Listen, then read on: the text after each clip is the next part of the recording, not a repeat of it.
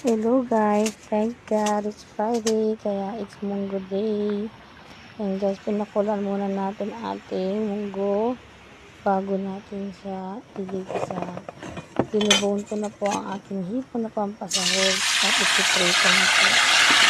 Pagkatapos nga ang yung ulo naman para po madaling na po siya isahog na pinarinig ko muna sila bago ko pinirito. Magigisa na po tayong bawang, sibuyas at luya at ilalagay na rin natin ngayon ang kamatis kasama ng asin. Igisa na rin po natin ang ating ampalaya at isabay na natin ang ating siling green. Yan guys, lagay na po natin ang pansahog na ulo ng hipon at ilalagay na po natin kasunod ang ating pinakuluan na munggo.